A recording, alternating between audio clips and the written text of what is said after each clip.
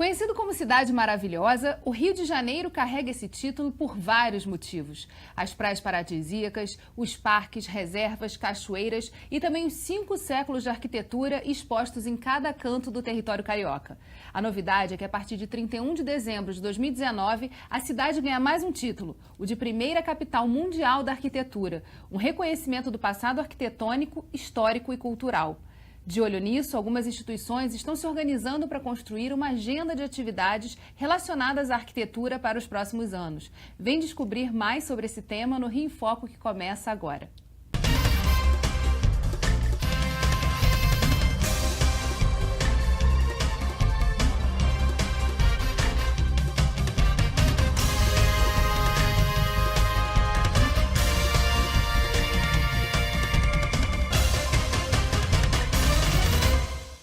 O Rio em Foco recebe a diretora executiva do Comitê Rio 2020, Valéria Azan.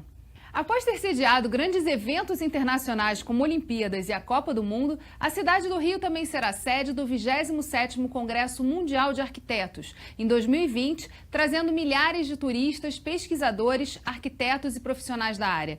Além disso, a cidade também recebeu o título de primeira capital mundial de arquitetura concedida pela Unesco, Organização das Nações Unidas para a Educação, a Ciência e a Cultura. Por que o Rio de Janeiro recebeu esse título de primeira capital da arquitetura? Como se deu esse processo de escolha? Geisa, esse processo se deu desde 2014, quando o Rio de Janeiro foi escolhido para sediar o 27º Congresso Mundial de Arquitetos, uma iniciativa do Instituto de Arquitetos do Brasil.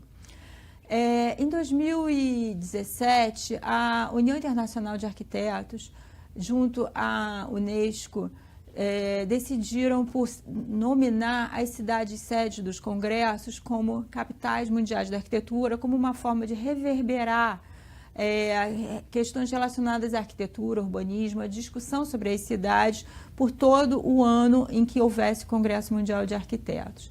Com isso, só que a primeira cidade que viria a ser sede seria Copenhague, em 2023, que será a próxima sede do Congresso. No entanto, a Prefeitura do Rio de Janeiro, assim como o IAB, se juntaram e fizeram um dossiê de candidatura, que foi levado em 2018 à Unesco e ao IA, e ele foi aceito num evento em Oaxaca, no México, e então, a partir de 2019, a cidade recebeu oficialmente esse título para 2020. E como vai ser esse processo, né? Na verdade, no Réveillon, a cidade passa a vigorar, na verdade, esse título ao longo de 2020. Como é que vai ser esse processo? Como é que estão os preparativos para que isso aconteça? Então, nós temos uma equipe fixa, trabalhando já desde junho deste ano pela Prefeitura da cidade do Rio de Janeiro, juntamente com representantes do IAB e do Congresso, formando esse comitê organizador Rio 2020 e que trabalha matricialmente com diversos órgãos municipais e também em colaboração com entidades do governo do estado e também com o governo federal.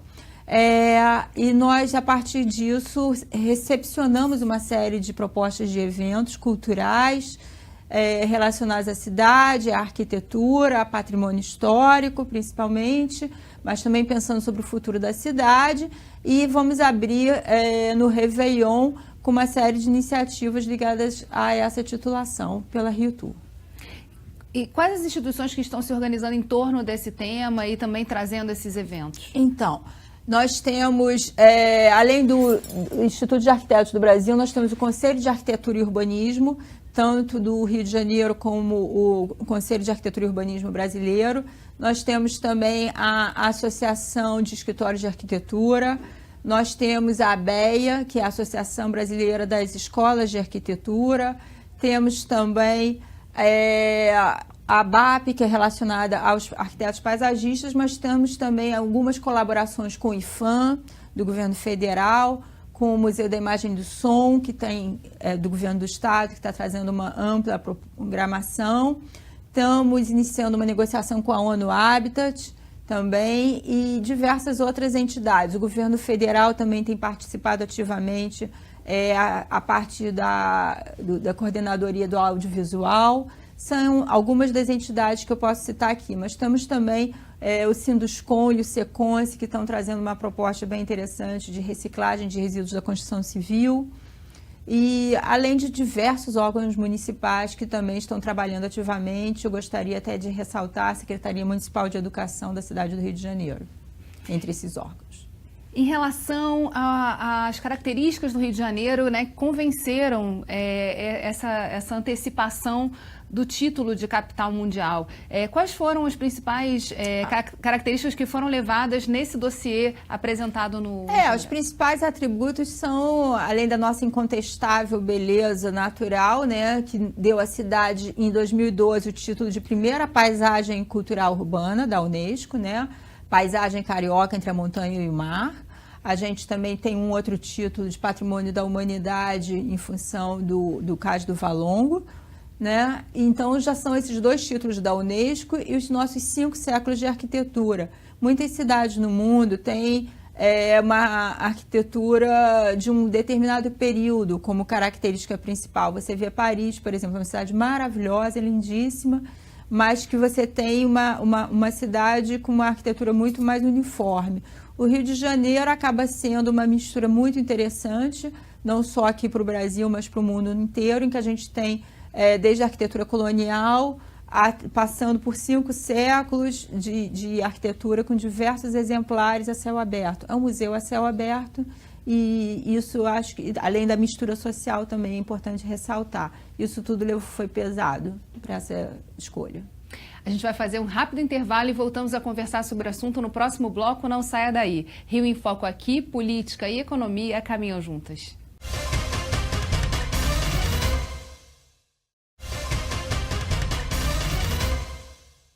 Com o objetivo de ampliar a participação da sociedade no calendário de atividades da cidade do Rio relacionadas à arquitetura, a Prefeitura publicou no Diário Oficial do município, em 11 de novembro de 2019, o chamamento que permite a apresentação de propostas de eventos culturais ligados ao tema. Valéria, para quem está vendo o programa agora e tem uma instituição, quer se engajar nessa agenda, como é o caminho para fazer isso? É muito simples.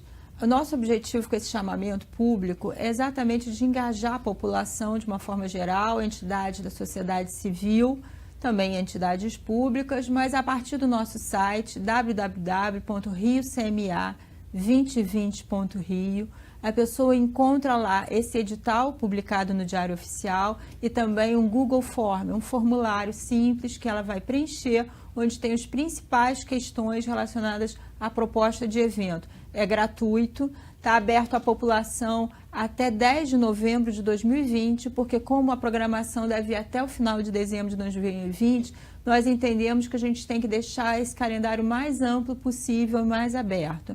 A partir do preenchimento desse formulário, nós recepcionamos, vai para uma planilha, um banco de dados que nós temos, nós levamos ao subcomitê de programação para aprovação ou para pedir mais informações.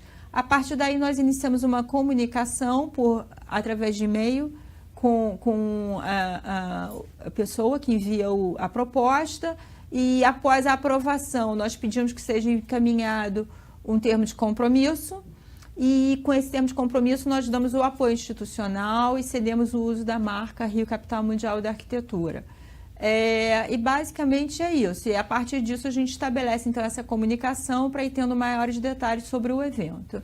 Nosso objetivo é esse mesmo, é ser bem simples e abrangente. E a partir da inscrição nesse calendário, fica então exposto para um número maior de pessoas o que está acontecendo e aquele evento ganha uma maior divulgação. Exatamente. Ele ganha uma carta de apoio para quem precisa captar recursos, então tem uma carta de apoio mostrando que foi aprovado pelo subcomitê de programação e também tem a divulgação através do nosso site, através das mídias, a gente vai acompanhando o projeto exatamente para dar a divulgação e acompanhando ele.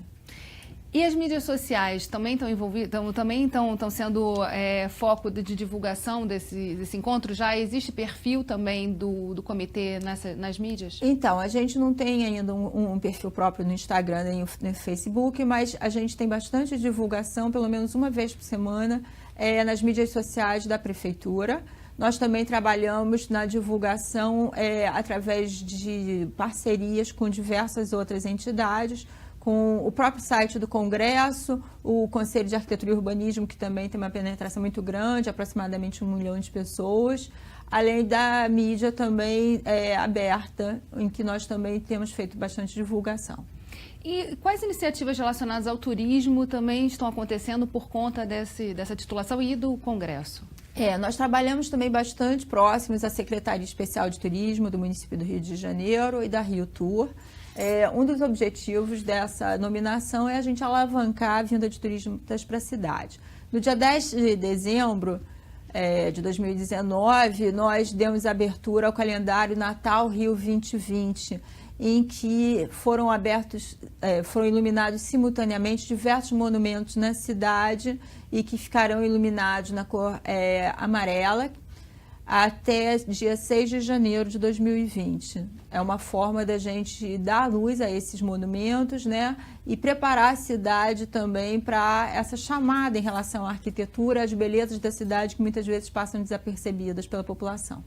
Você falou da participação importante da Secretaria Municipal de Educação. Que tipo de atividade está sendo programada para as crianças que fazem parte da rede municipal? Então, a Secretaria Municipal de Educação tem várias propostas em relação ao conteúdo didático do aprendizado, em relação a concursos também na forma de desenhos e também na forma de vídeos para as crianças da rede de educação, principalmente relacionadas aos bairros em que elas moram, porque a Secretaria de Educação tem 650 mil alunos na sua rede, espalhados por todos os bairros da cidade.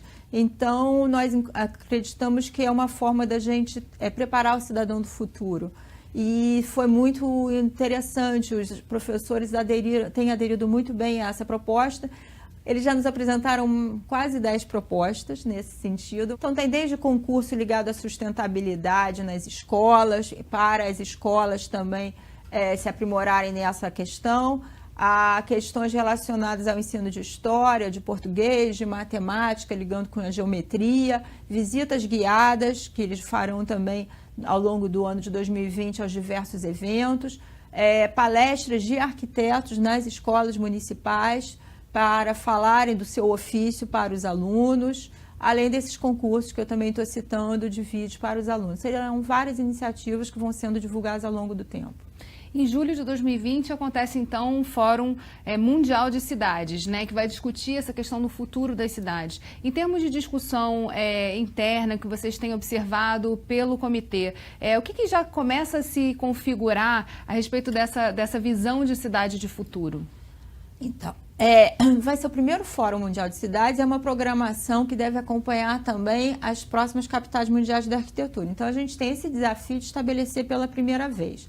É uma iniciativa que a Prefeitura está buscando parceiros internacionais, como a ONU Habitat, como o C40, que são instituições que já tratam de diversos fóruns relacionados à questão das cidades, com o objetivo da gente discutir o ODS 11, principalmente da Agenda Urbana da ONU para 2030, relacionado também a um conceito do capital espacial urbano que a ONU Habitat traz em relação à qualidade da urbanização das cidades e como isso atua no desenvolvimento urbano e humano das cidades. E na medida em que a gente tem isso, a gente se relaciona às cidades que vão ter a maior parte da população mundial até 2050 e que são cidades em desenvolvimento na sua grande maioria.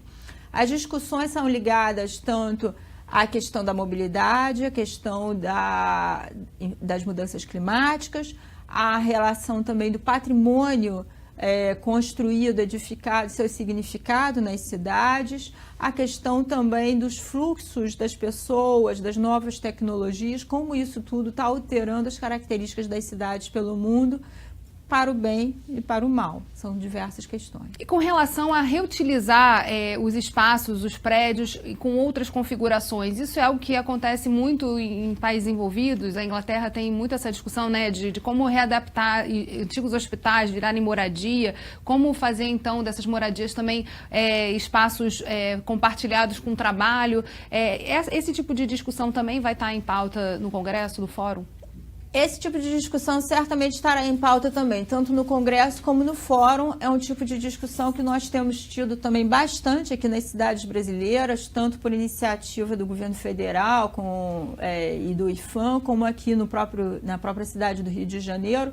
Nós temos um patrimônio construído enorme, né, que nós temos que ressignificar e cada vez mais simplificar as regras para a sua utilização, mantendo as características arquitetônicas principais. É um tema premente em todas as cidades, até porque se a gente alinha isso com a questão da sustentabilidade, nós temos que gastar menos material de construção.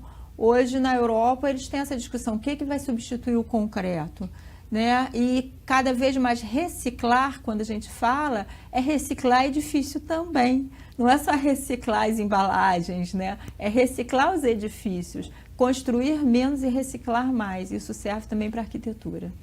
A gente vai continuar falando sobre isso no próximo bloco. Não saia daí. Rio em Foco aqui, política e economia caminham juntas.